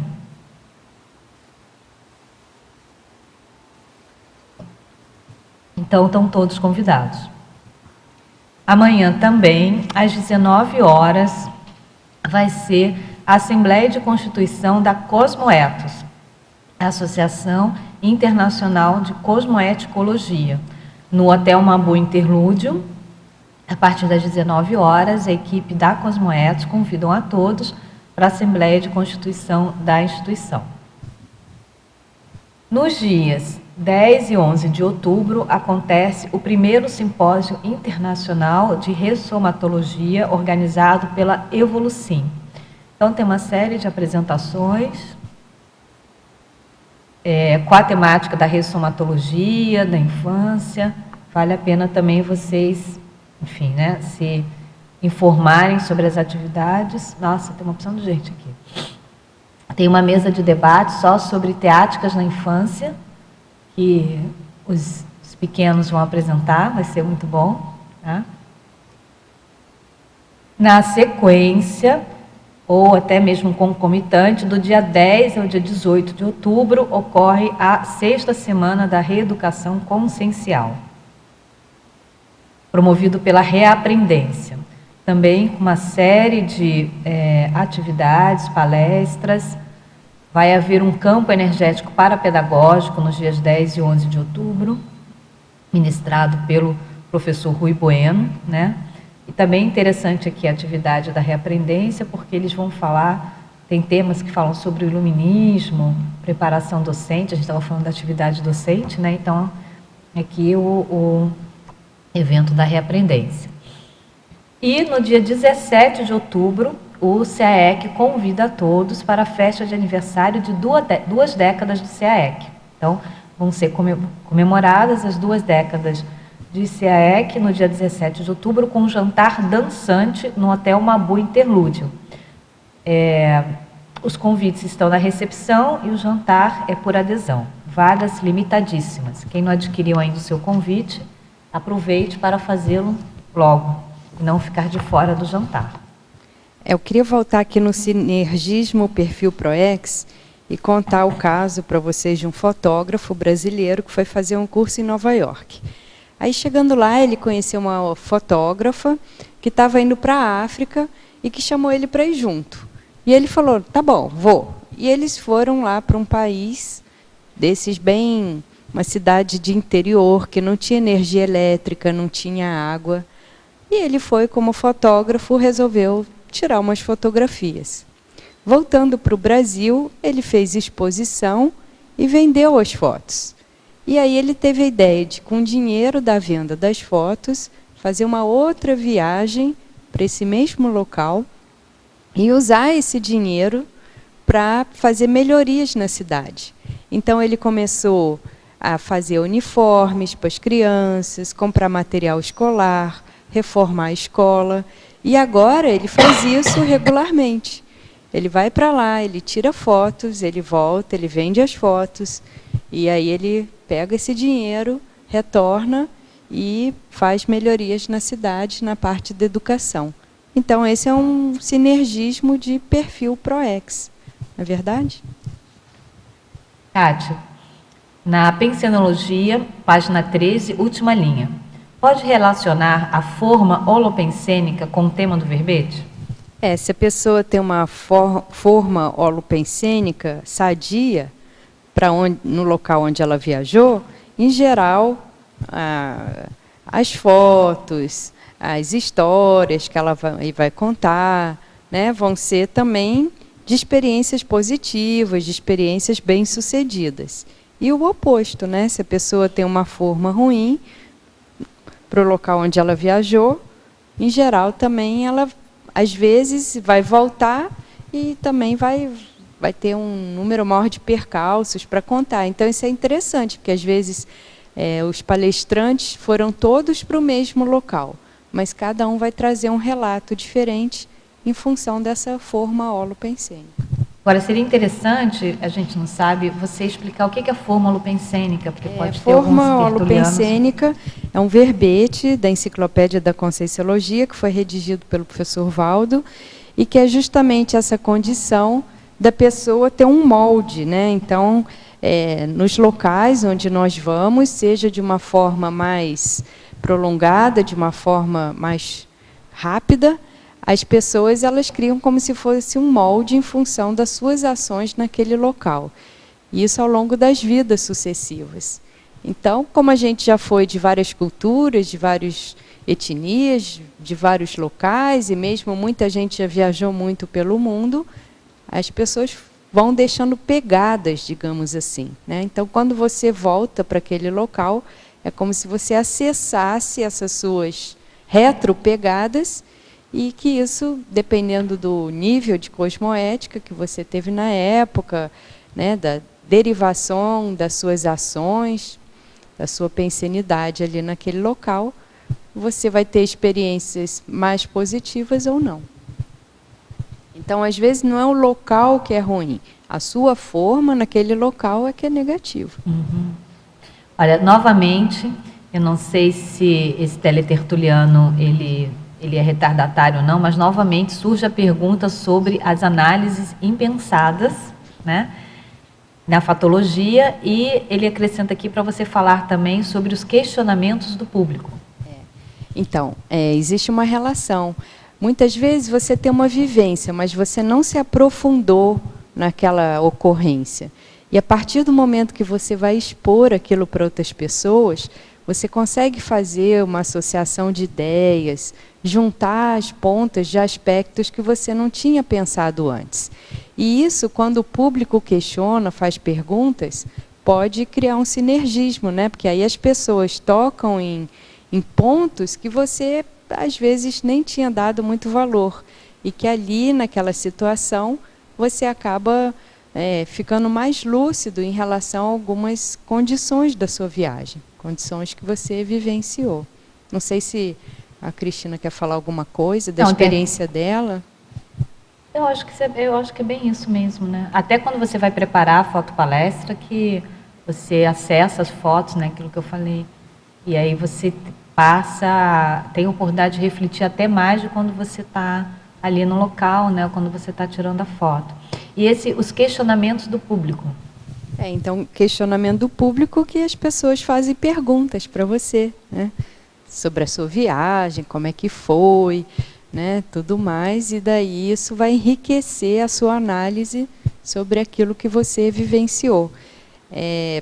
Daqui a alguns meses deve ser publicado um livro de uma das autoras aqui da Conscienciologia, que ela já era uma autora na SOCIM, que é a Maria Tereza Lacerda, e que ela faz justamente um cotejo da mocidade dela com a velhice, e para ela contar a respeito da mocidade dela, ela conta de um intercâmbio que ela foi fazer na França, né? Então é muito interessante, porque ela é uma pessoa assim, ela já dessomou, né, no final do ano passado, mas ela era uma pessoa muito culta e muito detalhista. Então a descrição que ela vai fazendo da viagem e depois as análises que ela faz, já madura, né, porque ela viajou quando ela estava na faixa dos 20. E ela escreve esse livro e faz essas análises quando ela já está na casa dos 80. Né? Então, é muito interessante para quem tem interesse nesse assunto. Eu acho que tu já comentou, mas assim, eu fiquei um pouco em dúvida. Em codicologia ali. O Código Pessoal de Cosmoética, que é o CPC, né? Uhum. Dosificando as informações de viagem repassadas ao público. Exatamente. Então, a pessoa ela tem que ter, digamos assim, uma certa... ela tem que ter uma medida a partir de para quem que ela vai apresentar aquelas fotos. Então, vamos supor assim, que a pessoa é uma pessoa muito rica, e ela fez uma viagem com muito glamour, com muita suntuosidade, entendeu? E ela vai apresentar a foto palestra para um público mais classe média. Eu acho que faz parte da cosmoética ela eliminar certas fotos, né? Porque senão vai ficar uma condição de snobismo. Ela mostrar uma condição de um nível socioeconômico que ela tem, de coisas que ela usufrui e que aquela outra pessoa, vamos supor, que ela trabalhou a vida inteira, ela não consegue, né, juntar o que a pessoa às vezes gastou numa viagem. Então, essa regulagem da ética é muito importante, né? Do que você vivenciou, mas para quem você vai repassar? E o que tipo de informações que vão ajudar esse público? E não para você se mostrar, para você mostrar uma condição privilegiada, ou até aquilo que eu falei. Vamos supor que a pessoa ela tem essa coisa do impacto, mas do impacto negativo. Então, ela tira fotos de coisas exóticas, de coisas asquerosas, etc. e tal. Mas vai mostrar isso numa foto palestra? Entendeu? Isso vai causar nojo nas pessoas, né? Então, é esse bom senso que o palestrante tem que ter, porque para ele, às vezes, aquela experiência que foi interessante, foi excitante, para a plateia, aquilo pode ficar uma coisa desrespeitosa. Tá certo? Então, pensa só, você vai dar uma foto palestra para crianças. O adulto ele não pode mostrar certas coisas. Não é condizente com a idade. A mesma coisa, vamos supor que você vai mostrar uma foto palestra de uma viagem que você fez e foi meio lua de mel. Você não vai começar a mostrar um monte de foto, você lá com o seu marido se agarrando, entendeu? Então, assim, não pega bem, não tem a ver, fica deslocado, tá certo? Entendi. E outra questão, assim, quando a gente tira foto, por exemplo, em museu, né, que a gente sabe que tem a questão energética, né? Quando a gente vai passar essas fotos, assim, sabendo que tem o processo, como que tem, assim, como funciona essa questão, assim, a gente percebe que alguma coisa. Então, a pessoa ela tem que fazer uma boa seleção, que vamos supor assim, ela vai no Museu da Inquisição, vai no Museu de Instrumentos de Tortura, ela às vezes acha isso interessante, o máximo, vai no Museu de Armas e ela tirou um monte de fotos sobre isso. Mas ela gosta disso, ela tem interesse, às vezes ela tem até uma profissão ligada a isso. Agora, para o público em geral, isso só vai fazer evocação negativa e não tem que ver qual o objetivo de mostrar a foto, né? Não pode ser só assim, a foto, eu gostei dessa foto, mas para o público, como é que fica isso? Tá certo? E aí essa condição da parasepsia, né? Você vai evocar holopensene, consciex, né? Então, às vezes, vai todo mundo para casa depois assediado, ou levando com rebarba energética. Então, não é o ideal, né? Não é que você só vai mostrar tudo bonitinho, mas tem que ter um meio termo nisso daí. Eu acho que tem que escolher o público em primeiro lugar, né? A intenção que a pessoa está passando aquilo ali seria uma coisa que é cosmoético, né? Entendi, obrigada. Você gostaria de fazer uma pergunta ali em cima? Uhum. Aí isso aí se torna um bagulho. Com certeza. Também, né? Mas essas fotos. Se torna um bagulho energético. Etc, mas tem gente que tira foto disso, guarda e adora mostrar para os outros. Que é tipo assim, eu estive lá. E às vezes isso é do passado da pessoa, né? Perfeito. A pessoa foi um general, a pessoa foi até o produtor de armas, né? Então ela acha aquilo ali interessante, né? Na parafatologia, Kátia, na página 13, novamente uma pergunta que você já respondeu, né? O que está dentro de algo que você já falou. Se você quiser acrescentar algo, pode citar sua experiência relacionada às parapercepções e os parafenômenos no contexto do verbete? Então, agora eu vou falar, por exemplo, essa você pode ter aqui no CAEC, na Cognópolis, você não precisa ir para o exterior. Né? Aqui no CAEC tem um local que tem um chakra, assim, que você sente bem forte a energia saindo do solo, né? Que é ali do lado do holociclo, quando vai descendo para aquela ponte da intercompreensão. Não é verdade? Então, às vezes, a pessoa ela vai vir aqui e vai tirar uma foto ali naquele local. Ela conseguiu perceber as energias ali mais fortes. Na foto, isso não necessariamente vai aparecer, mas ela dando uma foto palestra e apresentando a foto, ela vai evocar aquela situação, né? Que nem a professora Cristina falou das experiências que ela teve no Kruger. Então, tem muitos locais que você tem determinadas parapercepções e que não é que a parapercepção vai estar registrada na foto, mas a foto ela vai servir de elemento evocador para aquela parapercepção que você teve. E o mesmo para os parafenômenos, não é verdade? Então, às vezes, isso é interessante. Até pessoas que você encontra na viagem, às vezes você encontra uma pessoa super positiva, cheia de energia, às vezes você pede para tirar foto com ela, não é verdade? Não era assim que muita gente fazia aqui com o professor Valdo, né? Ele vivia tirando foto com todo mundo. Porque para muita gente ele era um perfil sui generis, diferente, a pessoa se sentia bem, não é? Mas isso não é só ele, isso tem muitas pessoas, né, pelo mundo que são pessoas muito boas, pessoas muito energizadas, pessoas assistenciais, e que às vezes você vai encontrar numa viagem e que às vezes vale a pena, poxa, posso tirar uma foto com você? Né? Agora, em muitos locais, às vezes, para você tirar foto de pessoas, você tem que pedir autorização. É isso mesmo. Então, por exemplo, em Angola, né, tem uns perfis muito exóticos, aquelas mulheres carregando as crianças nas costas, as mulheres que vendem, então elas carregam aquelas bandejas, né, de mercadorias na cabeça, mas elas não gostam de modo nenhum de serem fotografadas. Então, quando a pessoa viaja, é aquilo que já foi falado. Ela não vai sair tirando foto, porque depois ela quer mostrar a foto para as pessoas. Isso tem que ser um movimento natural do viajante, do turista, e ela tem que se informar um pouco sobre a cultura local para ver o que ela pode fotografar e o que ela não pode fotografar. Né? Que aquilo ali vai ser falta de educação, vai ser intrusivo na vida das pessoas.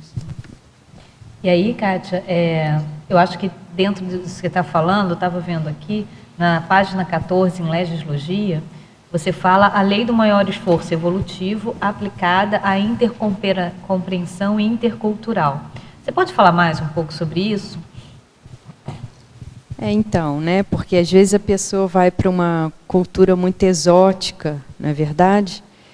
E então acho que tem que haver todo, digamos assim, um empenho da pessoa tentar ver a vida e abordar a realidade a partir da ótica daquela cultura, né? E não a partir da cultura dela. Isso é justamente aquele conceito antropológico do relativismo cultural. Então, você não vai julgar a partir de um parâmetro que você tenha. É lógico que a gente tem uma condição mínima de ética, de cosmoética, de direitos humanos, direitos universais, né, dos seres vivos em geral, e lógico que isso daí acaba dando um referencial, né, de análise da realidade. Mas, às vezes, numa outra cultura, você vai ver muitas coisas diferentes da sua própria, e que são condições assim que estão dentro de uma condição ética, de uma condição de respeito à vida, de respeito aos seres, mas que é muito diferente do jeito que você está acostumado a viver e a fazer as coisas, né? E aí, para isso, tem que ter esse respeito, tem que ter essa condição de você conseguir entender, né, esse modo de vida desse outro povo. E tem aquela condição de viagem, a gente está extrapolando um pouquinho aqui do tema da sua palestra, mas aproveitando a sua experiência com viagens internacionais, tem aquela condição também, por exemplo, do brasileiro que viaja e ele quer se impor ali enquanto, digamos, turista, né? Ou enquanto hóspede, vamos assim dizer, né? Na casa, no país, né?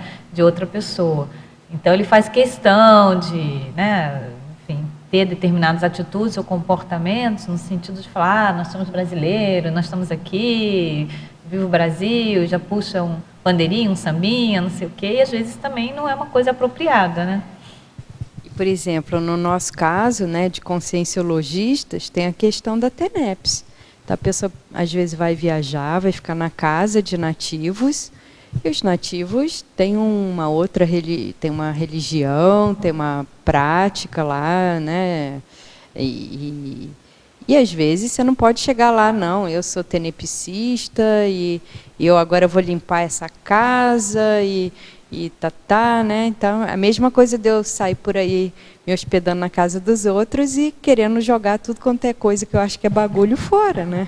Então, você tem que ter um respeito ali. Você está na casa do outro em todos os sentidos. Está no país do outro, está na casa que não é sua. Então, isso, com as energias, a gente tem que ter uma certa parcimônia e respeito. Que, às vezes, assim, comportamentalmente, intrafisicamente, a pessoa se comporta bem, mas energeticamente a pessoa é intrusiva. Pensenicamente. Né? Pensenicamente, né? Fica antagônica, fica criticando. Eu acho que essa questão desse antagonismo pensênico tem relação com o que você coloca aqui na mitologia da página 14, que é a eliminação do mito do lugar perfeito e da cultura sem idiotismos, né? Então, acho que se a pessoa vai para um local, que ela começa a achar tudo ruim, ela começa a ficar muito crítica e contra, é melhor ela ir embora. Arruma a mala e vai embora, porque senão você vai piorar ali aquela condição, né? Então, lugar perfeito não existe, né? Esse negócio de cidade perfeita, país perfeita, cultura perfeita, isso não existe. Na Terra não existe. Oi. Eu ia perguntar sobre mitologia também, sobre esse mito, né, do lugar perfeito, sem idiotismo. Mas eu queria que você falasse também sobre a questão das pessoas colocarem fotos no Facebook e tal. O que você aconselharia? Eu vou voltar aqui ao mito do lugar perfeito, porque hoje existe, né, uma categoria de lugar que é chamada do não lugar. O que são não lugares? Não lugares são paraísos artificialmente produzidos. Então, a Disneyland é um não lugar, os resorts são não lugares. Por quê? Porque são locais que eles fogem muito da realidade, da vida cotidiana. Então, ali você entra num mundo de magia, de fantasia, de como se tudo fosse perfeito. Agora, quer ver um local que me surpreendeu? Foi Tóquio. Quando eu fui para Tóquio, eu tinha, digamos assim, uma concepção de como seria. Quando eu cheguei lá, eu falei, gente, isso aqui parece uma Disney. Porque eu me senti muito segura na cidade, apesar de ser uma megalópole. É tudo limpo, arrumado, você não vê coisa feia, coisa suja, construção de qualquer jeito. E as pessoas são simples, apesar de estarem numa capital. Parecem até muitas pessoas assim de interior, são extremamente simples assim. E então eu falei, puxa, isso aqui parece um não lugar sendo um lugar, né? Mas então esse mito do lugar perfeito é que tem pessoas que às vezes elas vivem nesse mundo de fantasia, né? Você pega um milionário que às vezes ele vive num contexto que é muito fora da realidade, tá certo? E aí quando ele tem contato com um povão, com a realidade, com uma cidade como ela é, ele fica chocado. Mas isso é um mito, porque não tem lugar perfeito. Agora, essa questão de Facebook, o que eu posso dizer é assim, enquanto a pessoa estiver viajando, ela não deve postar fotos no Facebook. Por quê? Porque hoje em dia os ladrões, eles acompanham para ver se a pessoa está viajando ou não, e já tem casos de residências que foram assaltadas, porque a pessoa postou foto que estava viajando, então os assaltantes já estavam de olho naquela residência, foram lá e assaltaram. Então, essa questão de Facebook é a mesma coisa, a pessoa ela tem que ter um CPC, um código de ética pessoal, porque senão vira só um show-off, né? Só, digamos assim, uma vitrine de vaidades e competições, né? Vamos supor, nesse sentido de viagem. Quem viajou mais, quem foi para mais locais, quem viu mais coisa, quem esteve com mais celebridades e por aí vai, né? Então, acho que... E o problema do Facebook é que se a pessoa coloca só a foto dela, é menos pior, né? Mas muitas vezes ela sai tirando foto de tudo e de todos e postando ali também. Tem então, autorização, ela né? vai expondo a privacidade alheia. Kátia, Eu não tenho Facebook, tá? Não tenho. Kátia, vamos em paradoxologia? São 2 paradoxos, né? Um é o paradoxo de chegar em casa, ser a melhor parte da viagem do viajante veterano, e o paradoxo na sequência, que é o paradoxo de 2 irmãs fazerem relatos de viagem ao mesmo destino, como se tivessem ido para lugares, diferentes lugares. Então, esse segundo, aí vamos começar pelo último, das irmãs. Isso me chamou muita atenção, porque uma vez eu conheci 2 irmãs que elas iam para o mesmo local com certa frequência. E quando elas falavam, né, e davam palestras sobre o local, parecia que elas tinham ido para planetas diferentes, né? E elas, assim, em termos de temperamento, elas tinham um temperamento parecido. Não era falar assim que elas tinham temperamentos muito diferentes. Não, o temperamento delas era parecido, a condição de vida, a condição socioeconômica, mas elas traziam relatos muito diferentes. Isso me chamou a atenção. Como que 2 irmãs com a mesma genética, a mesma educação, foram criadas juntas, têm o temperamento parecido, vão para o mesmo local mais de uma vez, e quando elas voltam, elas contam como se tivessem ido para planetas diferentes, né? Para esclarecer, você não está falando de um caso nosso, não, né? Não é o nosso caso, né? Não é não. É um outro caso. E aqui a questão do chegar em casa como ser a melhor parte da viagem. Gente, o holopensene da nossa casa, se não tiver muito bagulho, é o melhor holopensene do mundo, é o nosso cantinho no mundo, né? Então, é bom viajar, eu gosto de viajar, mas eu adoro chegar em casa. Com as minhas coisas, né? Com o meu jeito, as minhas energias, o meu quarto de TENEPS, é outra coisa. Crescendologia, o Crescendo Foto Palestra o lançamento de livro. Na primeira, na segunda. Crescendologia. Exatamente. Então, olha, eu já incentivei várias pessoas a fazerem isso. Isso, inclusive, é um projeto que a Intercons tem, né? De pessoas que viajam e que fizeram uma viagem mais técnica, que elas conheceram muito bem o local. Tem gente que vai para a mesma cidade há décadas. Então, a pessoa conhece aquele lugar, né, como ninguém. Eu já incentivei muitas dessas pessoas a fazerem um livro sobre o local, dando dicas, diferente desses guias comuns da SOCIM, que é muito... que para o conscienciologista não tem tantos locais, às vezes interessantes, ou não tem uma abordagem parapercepciológica. Então, eu já incentivei esses viajantes a fazerem como se fossem guias conscienciológicos de viagens a partir de fotos. Mas até agora ninguém fez. Se eu tirasse foto, eu já teria feito um, ou senão acho que qualquer hora eu vou começar a tirar foto para fazer e, quem sabe, criar assim, um modelo para as pessoas poderem fazer com as fotos das suas viagens, né? E o outro é o Crescendo Vivência Individual, acho que é igual conhecimento grupal, né?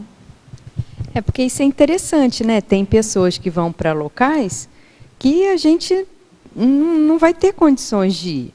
E ela depois, através da foto palestra, ela pode compartilhar essas vivências com outros. Fala, Fernando. Acho que se ninguém fez, acho que é você que tem que fazer mesmo, deve ser teu. Pois é, agora imagina. O professor Valdo não falava, o que é seu vem para sua mão? Eu acho que vou ter que tirar foto, né? Tirar foto, começar minha carreira de fotógrafa, né? Pelo menos você já sabe para quem está tirando a foto, né? Verdade. Vai ter um objetivo, ideia, né? Vai ter um objetivo. É uma ideia. Acho que eu vou fazer um livro, porque muita gente agora está interessada em ir para a África, então acho que eu vou fazer um livrinho de fotos só de coisas bem práticas, assim, como que é pegar o trem, né, no aeroporto, coisas assim, bom, né? Que possam ajudar a pessoa. Eu já tenho uma missão na próxima viagem, né? Em taxologia, Kátia, na página 15, você pode relacionar os itens 10, fotografia esclarecedora, e 12, fotografia impactante, com o caso da foto do menino sírio, de 3 anos, morto na praia da Turquia, que simbolizou a crise humanitária e migratória na Europa? Pois é, isso daí precisou de uma foto daquelas causar impacto para as pessoas ficarem mais sensibilizadas, tomarem medidas, mais pessoas, né, se mexerem para ajudar, os governos que estão fazendo corpo mole, muitos civis que estão vendo que os governos não estão entrando para ajudar. Então, uma fotografia ela pode, né, desencadear todo um processo de solidariedade. E fotografia esclarecedora. Então, vou contar uma história recente, que é uma foto esclarecedora e que, no fundo, é uma foto documental, que é a foto anterior, né? Então, por exemplo, eles pegaram umas girafas lá em Joanesburgo e estavam levando para o veterinário. E eles não viram, né, que o caminhão tinha que passar embaixo de um viaduto. E o caminhão passou e uma das girafas não tinha altura para passar embaixo do viaduto e bateu a cabeça da girafa no viaduto. Então, quando a girafa chegou no veterinário, ela já estava bastante machucada, né? Mas aí o pessoal que estava dirigindo não viu que foi porque a cabeça da girafa bateu no viaduto. Mas um motorista de um outro carro que estava atrás do caminhão, ele tirou uma foto, entendeu? Então ele conseguiu esclarecer ali a situação, que não, a girafa não saiu doente lá do zoológico onde ela estava, com esse machucado na cabeça. E isso foi no transporte, que não foi feito o cálculo da altura da caminhão com a altura da girafa, e a girafa bateu a cabeça no viaduto. E ela ficou boa tem depois? A foto que comprova. Olha, até o ponto que eu acompanhei, eu só vi esse ponto. Depois eu não sei se a girafa melhorou ou se ela dessomou, né?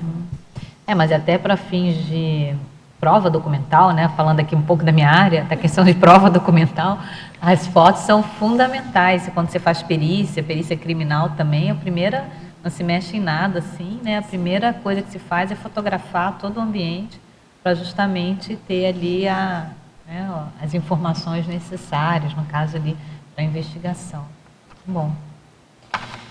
Kátia, percebi que é inevitável a vivência do fenômeno de clarividência facial ao fotografar pessoas, e não raro sentir fortes repercussões, inclusive somáticas, tais como repentino cansaço e até dores de cabeça.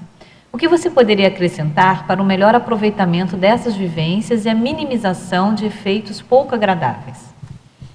Primeiro aspecto é o retrato, né? A foto de pessoas dentro dessa taxologia, que é o retrato, que é um dos tipos mais antigos de fotos. E isso é uma especialidade dentro da questão de fotografia, né? Então, há fotógrafos especialistas em retratos, em tirar fotos de pessoas. Eu acho que, em primeiro momento, você deve analisar a sua intenção ao tirar foto de pessoas em viagem. Então, tem muita gente que tira foto, mas tem que ver se tem algum cunho assistencial. Porque se você já tiver uma intenção inicial assistencial, mesmo que no começo não seja tão fácil, com o tempo você vai ter amparo de função. Porque o próprio fato de você ali focalizar numa pessoa e querer pegar um ângulo ali daquela personalidade, aquilo você pode emitir energias para ela, né? Então, a condição é isso, é sempre o objetivo, a intenção, o que você vai fazer com isso. E, lógico, quem fotografa, dependendo do que está fotografando, em termos humanos, a pessoa depois, ela tem que antes, durante e depois, fazer uma boa mobilização energética. Né? Com relação a isso, tem até aquele caso, né, do Sebastião Salgado, que você relatou, ele fez bom, pelo menos pelo que ele conta, né, ele foi fazer um trabalho em termos de fotografias e acabou assimilando, né, para resumir a história, né, acabou assimilando bastante, isso comprometendo a própria saúde dele. E ele usou as próprias fotos e viagens para lugares, né, até com bastante energia imanente, com mais abundância de energia imanente, para ajudá-lo nessa desassimilação, né, que aí gerou o trabalho dele, Gênesis. Muito bom. Kátia, para quem é o viajante, fotógrafo, e que gostaria de se candidatar a uma fotopalestra, como é que a pessoa faz? pessoa entrar em contato com o Sebastião Feitosa. Ela pode escrever e-mail para intercâmbio-conscienciológico@gmail.com. intercâmbio-conscienciológico@gmail.com. Bom. E para a pessoa ficar sabendo das fotopalestras que a Intercons promove? Em geral, a gente divulga, né? A gente divulga nas tertúlias e envia por e-mail. Aí, se ela quiser também ficar cadastrada, né, ela pode mandar um e-mail para nós e falando que ela quer ser avisada quando for ter a próxima. A próxima vai ser 5 de dezembro. Tá? E o e-mail que ela manda para pedir o cadastramento é esse mesmo que você falou? intercâmbio-conscienciológico@gmail.com. Parabéns por mais um verbete. Que tem próximos aí essa semana, não sei, ou já terminou agora, a Léo? Não, só final de outubro. Final de outubro, tá bom. Nós agradecemos a todos vocês, os tertulianos que participaram. Nós gostaríamos de ressaltar a importância da presença, participação de vocês, contribuição de vocês aqui. Agradecemos também aos teletertulianos pela participação e pelas contribuições. Nossos agradecimentos à equipe técnica e vamos aos nossos comerciais. Obrigado. As pontuações da tertúlia de hoje são 20 assinaturas no livro de presença, 17 perguntas presenciais e 22 perguntas respondidas online. Para amanhã, teremos o verbete Tecnologia Assistencial, especialidade para tecnologia, e o verbetógrafo Marcelo Nakbar. Muito obrigado, boa tarde a todos.